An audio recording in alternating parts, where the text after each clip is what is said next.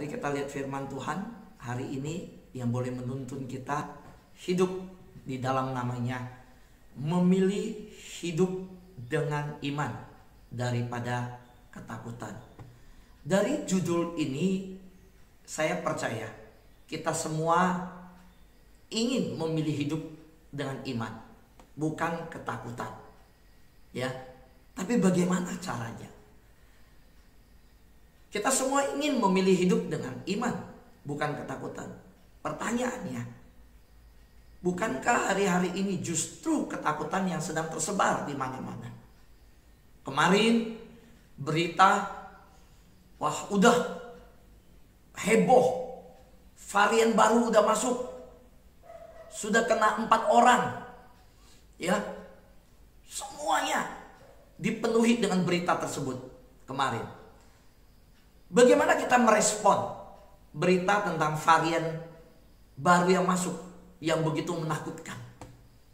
Bagaimana kita bersikap di tengah kondisi berita yang sedemikian? Saya ingat satu pribadi yang saya lihat penuh dengan iman kehidupannya. Di dalam Ibrani pasal 11 ayat 27 dikatakan, karena iman maka ia ini Musa meninggalkan Mesir dengan tidak takut akan murka Raja Fir'aun. Musa bertahan sama seperti ia melihat apa yang tidak kelihatan. Sahabat doa yang saya kasih dalam Tuhan, sangat penting kita bisa mengambil keputusan seperti Musa.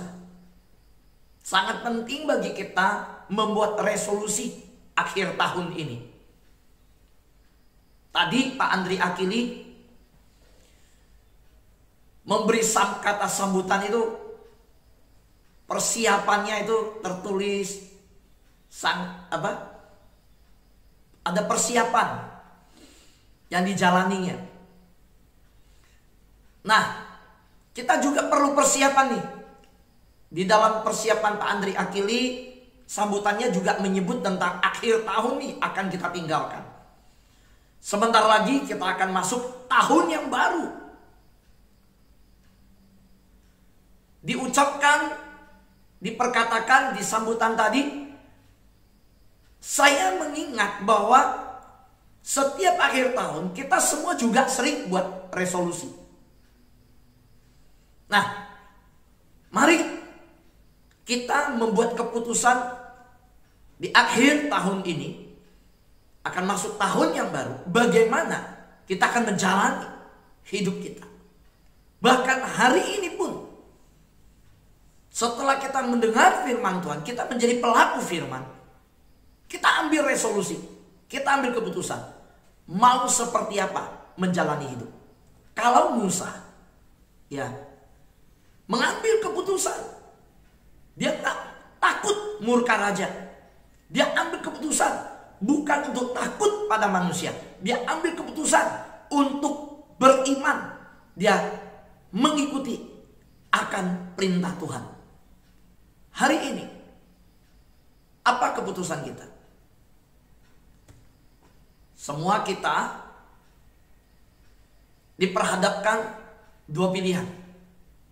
Semua kita akan menghadapi pilihan-pilihan ini.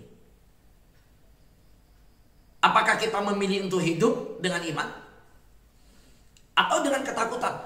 Musa menghadapi pilihan ini.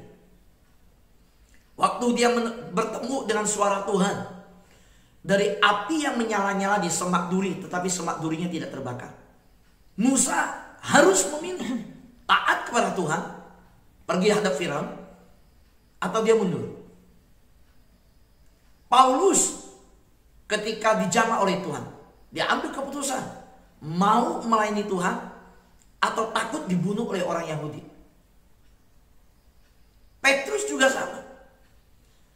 Sudah hidup kita hari-hari ini juga menghadapi pilihan yang sedemikian. Kita memilih untuk hidup dengan iman atau dengan ketakutan. melihat hidup Musa waktu mengambil keputusan meninggalkan Mesir. Bahkan ketika dia meninggalkan Mesir sebagai seorang kriminal, dituduhkan membunuh, menjadi DPO yang paling dicari. Untuk kembali ke Mesir menghadap Firaun, itu seperti keputusan bunuh diri. Ada banyak alasan untuk Musa takut. Satu, waktu Tuhan utus dia menghadap Firaun, Musa datang ke satu pribadi yang paling kuat, paling berkuasa di dunia saat itu.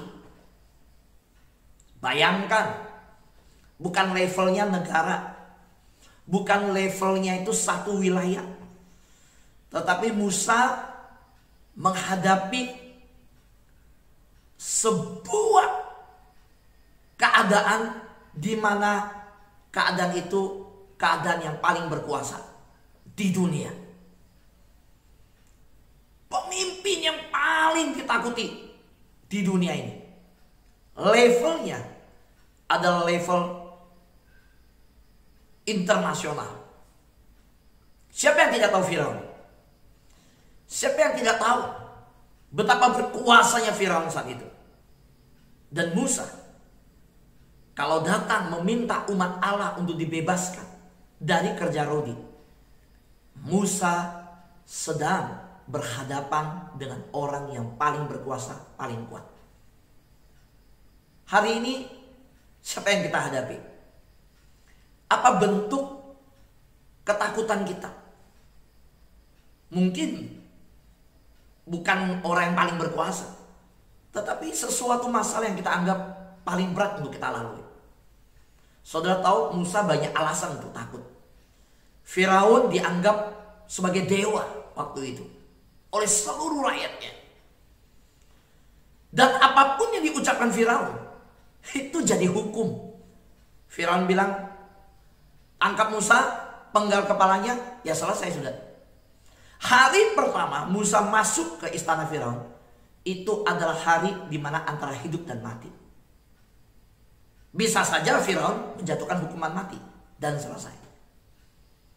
Nah, betapa banyak alasan untuk Musa mundur dari panggilan hidupnya. Betapa banyak alasan untuk Musa takut. Tapi Musa nggak takut. Musa memilih untuk beriman kepada Allah yang duduk di atas tata dan berkuasa di atas para raja, para kaisar di dunia. Musa mengambil pilihan untuk beriman dan percaya bahwa Tuhan sanggup melindungi hidupnya dan tidak khawatir akan hari esok. Dia menggantungkan hidup dan matinya kepada Tuhan. Sekalipun di depan dia ada raja yang begitu berkuasa, bisa menghukum dia mati. Tetapi Musa lebih mempercayai yang tidak kelihatan, itu menentukan hidupnya. Bagaimana dengan kita? Kalau kita lihat Musa melakukan panggilan Tuhan menghadapi Firaun.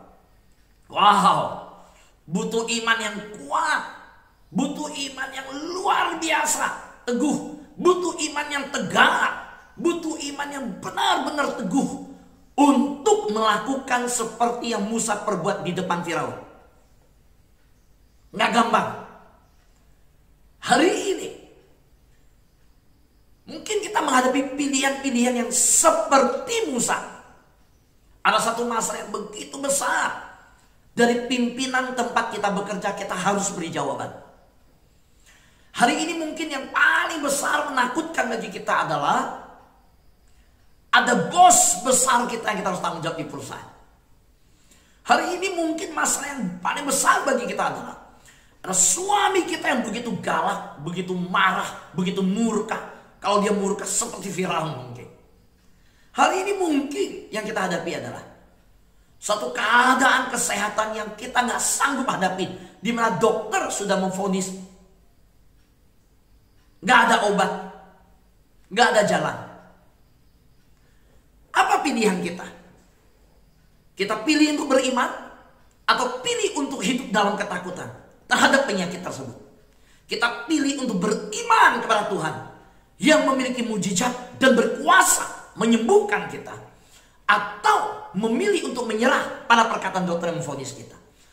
Kita memilih seperti Musa, beriman bahwa Tuhan yang memimpin karir hidup kita, usaha bisnis kita, atau kita ketakutan dengan situasi dunia, keadaan dunia yang sedang berkata kirim kontainer mahal, kirim kontainer ke luar negeri tidak bisa sekarang, begitu sulit. Kita memilih apa? Dunia berkata bahwa saat ini varian baru begitu menakutkan. Kita mau menyerah dalam kehidupan ini, dalam ketakutan karena varian baru yang masuk. Kita begitu takut, atau kita beriman? Perlindungan sejati seperti Mazmur 91 berkata, duduk di bawah lindungan Allah yang maha tinggi. Apa yang kita mau pilih? Hari ini saya mau sampaikan, bagaimana kita mengetahui rahasia kekuatan yang dari Allah itu. Rahasianya jelas. Semakin saudara dekat dengan Tuhan, semakin kita akan dipenuhi dengan iman. Semakin saudara jauh dari Tuhan, semakin saudara akan dipenuhi rasa takut. So, iman timbul dari pendengaran. Pendengaran akan firman Tuhan. Semakin saudara dekat dengan Tuhan, mendekatkan diri pada pendengaran akan firman Tuhan, saudara dipenuhi iman. Tapi kalau saudara semakin jauh dari Tuhan, saudara mendengar tentang varian virus baru, tentang bagaimana keadaan dunia yang sekarang, saudara akan dipenuhi rasa takut. Pilihlah mendekat kepada Allah. Semakin kita mendekat dengan Tuhan, semakin kita akan dipenuhi dengan iman. Dalam worship night kita menyembah karena kita putuskan, sahabat doa, mau mendekat dengan Tuhan. Setiap pagi kita bangun, kita memuji Tuhan, kita menyembah Tuhan, kita bergaul dengan Tuhan, kita dengar firman Tuhan, karena kita mau dekat dengan Tuhan. Dan lihat, saya percaya sahabat doa semakin dipenuhi dengan iman. Tapi kalau kita semakin jauh dari firman, kita semakin jauh dari hadirat Tuhan, kita semakin akan dipenuhi rasa takut. Hari ini, siapakah di antara kita yang berkata, saya mau dipenuhi dengan iman, bukan dipenuhi rasa takut? Yang mau dipenuhi dengan iman, boleh lambaikan tangan? Amin. Ya. Kalau kita rindu dipenuhi dengan iman, pilihannya jelas. Kita dekat kepada Tuhan, mendekat, melekat. Kalau ada anak Tuhan berkata, saya ingin dipenuhi dengan iman, tapi yang dibaca adalah berita-berita di TV, di koran, di WhatsApp, di berita, dan tentang dunia, saudara dipenuhi rasa takut. Kalau kita mau dipenuhi dengan iman, ayo. Firman Tuhan mengajak kita, lakukan ini. Ini yang dijelaskan oleh Roma pasal 14:23. Segala sesuatu yang tidak berdasarkan iman adalah dosa. Pada waktu Musa menghadap Firaun, itu Musa punya alasan untuk takut. Sangat banyak alasan untuk takut. Itu raksasa yang begitu dahsyat dengan jabatan, dengan wewenang, dengan kekuasaan, dengan otoritas yang begitu dahsyat. Perkataannya adalah hukum. Firaun begitu luar biasa, dia anggap dewa. Musa bisa mundur. Tapi Musa memilih untuk beriman kepada panggilan Tuhan. Musa melakukan tanpa ragu-ragu. Dan Musa hadap.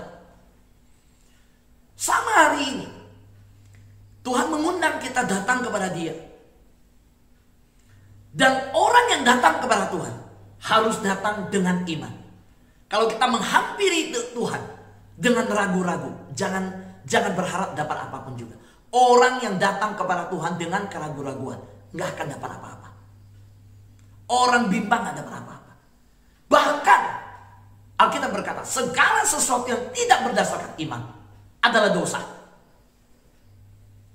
Pertanyaannya, dalam minggu ini?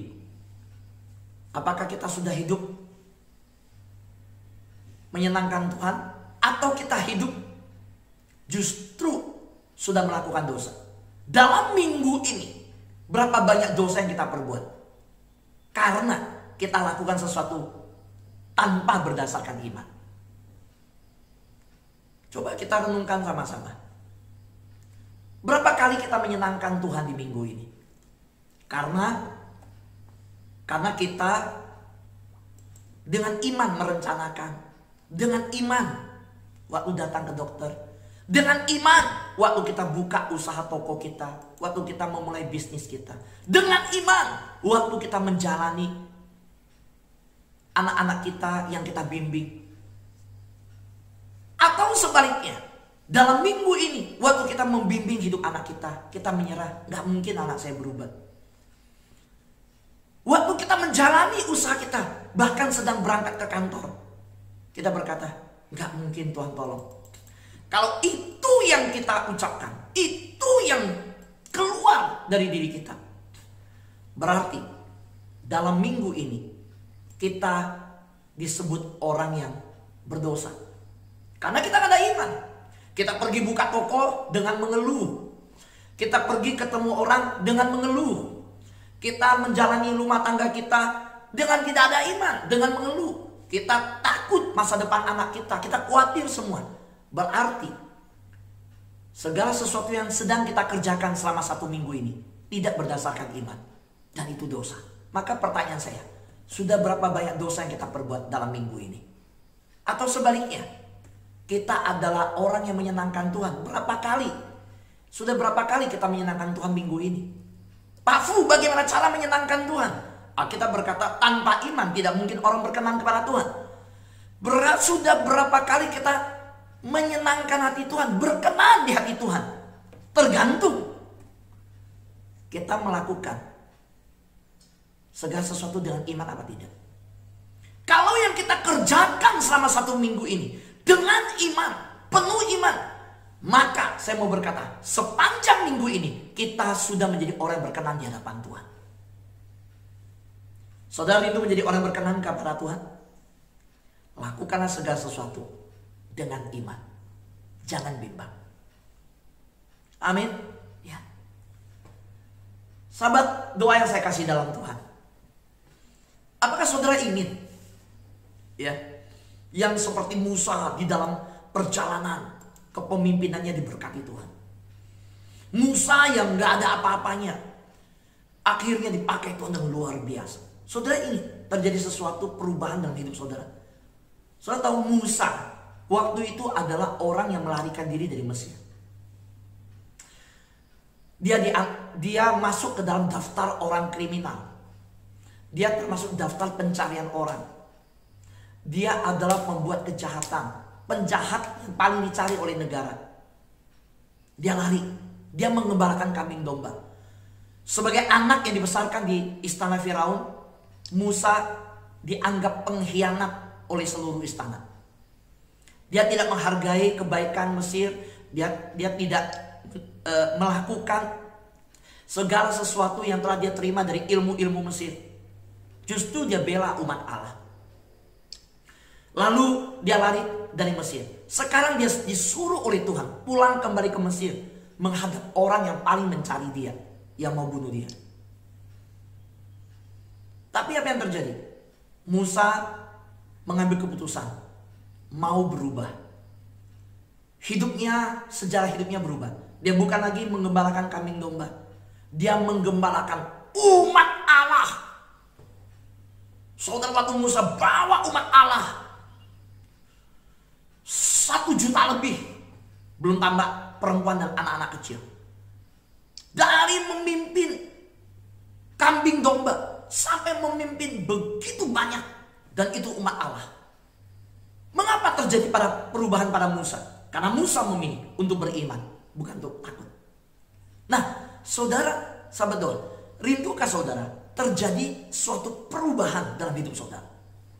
Kalau saudara rindu, berhentilah mengeluh, mulailah percaya. Berhentilah takut, mulailah beriman. Itu yang Tuhan ingin. Sahabat doa yang terkasih dalam Tuhan, Tuhan tidak tergerak oleh keluhan kita, keluh kesah kita. Tuhan itu merespon iman. Ingat, Tuhan tidak tergerak oleh keluh kesah kita. Tuhan itu tergerak memberi respon ketika kita beriman. Yang katakan amin. Boleh lambaikan tangan? Amin. Ya, jangan mengeluh. Tuhan gak tergerak kok dengan keluhan kita. Tuhan tergerak dengan orang yang datang dengan iman, bukan keluh kesah. Hari ini, yuk kita bersama-sama berkata, saya mau datang dengan iman. Saudara, ketika dua orang buta yang datang kepada Yesus, saudara tahu kalimat Yesus kepada mereka apa waktu Tuhan jamah mereka? Jadilah kepadamu menurut imanmu. Karena itu kita bangun pagi, kita mencari Tuhan, sahabat doa, berdoa saat ini. Karena kita bangun dengan iman. Saudara kalau bangun bukan dengan iman untuk mencari Tuhan, saudara, orang lain mendapat sesuatu ketika dengar firman Tuhan. Saudara mungkin ada apa? Orang yang bangun dengan antusias menghadap rahmat Tuhan yang baru setiap pagi, menyapa hidupnya. Ikut sahabat doa bangun pagi. Dia menerima sesuatu sapaan Tuhan karena datang dengan iman. Tapi kalau saudara datang dengan ragu-ragu, tanpa iman, mungkin saudara gak dapat apa-apa. Tuhan sudah sampaikan, jadilah kepadamu menurut imanmu, karena itu miliki, datang dengan iman. Saudara, iman saudara memiliki dampak besar pada apa yang Tuhan lakukan dalam hidup Anda. Karena itu perhatikan iman kita sungguh-sungguh. Perhatikan apa yang kita dengar. Iman timbul dari pendengaran. Perhatikan apa yang kita baca. Perhatikan, ambil keputusan. Kita coba check up rohani. Coba koreksi secara rohani, kita sedang bertumbuh atau turun nih kerohanian. Bagaimana iman kita sedang goyah apa tidak? Saudara, iman saudara memiliki dampak besar pada apa yang Tuhan lakukan dalam hidup Anda. Karena dua orang buta itu datang dengan iman. Dan iman itu berdampak pada mata mereka.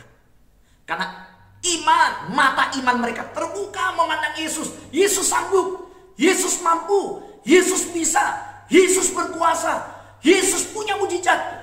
Dalam keadaan buta mereka datang ke Yesus. Mata jasmani mereka tidak bisa melihat. Mata mereka buta, tapi iman mereka timbul dari pendengaran. Mereka dengar Yesus itu Tuhan. Mereka dengar Yesus menyembuhkan orang lumpuh, Yesus membangkitkan orang mati. Mereka mendengar Yesus berjalan di atas air. Mereka mendengar Yesus yang adalah Tuhan yang sanggup melakukan mujizat. Iman mereka timbul dari apa yang mereka mendengar. Mata mereka memang buta. Mata mereka tidak bisa melihat Yesus seperti apa Yesus. Gambaran seperti apa Yesus mereka nggak tahu. Tetapi mata mereka yang buta tidak menghalangi iman mereka. Iman mereka, mata imannya terbuka. Mereka datang ke Yesus. Dan apa yang terjadi? Dampak daripada iman mereka menghasilkan sesuatu karya Allah yang besar dalam hidup mereka. Ayo hari ini sahabat doa, mari kita jalani hari ini dengan iman. Biarlah sahabat doa FKK adalah pribadi-pribadi yang dikenal oleh anak-anak di rumah. Papa saya sering bangun pagi ikut, mama saya sering bangun pagi ikut, opa saya ikut, oma saya ikut. Saya sering lihat, bahkan bangunkan saya buka Zoom. Habis buka Zoom saya tidur lagi, saya lihat dia ikut. Apakah anak cucu kita melihat kita menjalani kehidupan yang penuh iman di keluarga kita? Atau kalau saudara setelah ikut sahabat doa FKK, saudara hidup dalam ketakutan. Kalau itu dalam ketakutan, anak cucu Anda akan tanya, kalau begitu apa gunanya ikut sahabat doa FKK? Saudara tahu bagaimana cara bersaksi untuk anak-anak kita hari ini, untuk keluarga kita? Jalani hidup kita bukan dalam ketakutan, tetapi dengan iman. Dan iman itu akan memberi ketenangan di keluarga kita, kedamaian. Istrimu sudah takut, suamimu sudah takut. Ya, yang pasangannya tidak ada di sini, ingat pasanganmu sudah takut mungkin. Anak-anakmu yang tidak dengar firman Tuhan hidup takut. Siapa yang menolong mereka? Siapa yang menguatkan? Kitalah yang mentransferkan iman itu. Dekat dengan orang beriman, jadi tenang, jadi damai. Dekat dengan orang takut, jadi takut. Saudara, siapa yang mau membagikan iman kepada keluarganya? Lambaikan tangan. Siapa yang mau berdampak bagi keluarganya dengan iman? Amin. Ayo, mari kita lihat apa kata kebenaran kepada kita. Kalau begitu, yuk kita jangan bilang, tapi imanku kecil. Ya, imanku gak besar. Dengar, yang penting bukanlah ukuran iman kita sahabat doa, tetapi ukuran Tuhan kita. Tuhan kita besar. Bukan soal ukuran iman kita. Iman sebesar biji sesawi pun Tuhan sanggup bekerja. Iman sebesar biji sesawi pada Tuhan yang besar akan menghasilkan dampak yang besar. Jadi bukan ukuran iman Anda seberapa besar, karena imanmu sebesar biji sesawi pun, tapi kalau engkau beriman pada Tuhan yang besar, engkau akan mengalami dampak yang besar. Sahabat doa yang terkasih dalam Tuhan, yuk katakan, saya mau memiliki iman. Saya mau memiliki iman. Karena iman sebesar biji sesawi saja, kalau kita beriman pada Tuhan yang besar, itu akan menghasilkan dampak yang besar. Siapa yang rindu dalam hidupnya memiliki dampak yang besar bagi keluarga? Amin. Yuk, mulai hari ini jalani hidup kita, sahabat OFKK, jalani hidup kita dengan memilih beriman, bukan ketakutan. Hari-hari ini, lihat, hari-hari ke depan akan begitu banyak orang ketakutan. Saudara akan melihat WA-WA yang penuh ketakutan, teman reunimu, teman SMA-mu, family-familymu, dan mereka sedang menunggu hidupmu menjadi teladan baginya. Ayo, saya tidak tahu apa yang kau hadapi dan gumulkan, tapi kita putuskan, saya mau memilih beriman, bukan memilih ketakutan. Hiduplah dalam iman. Saudara akan mengalami kuasa dan mujizat Tuhan terjadi atas hidup saudara. Amin. Tuhan berkati kita semua.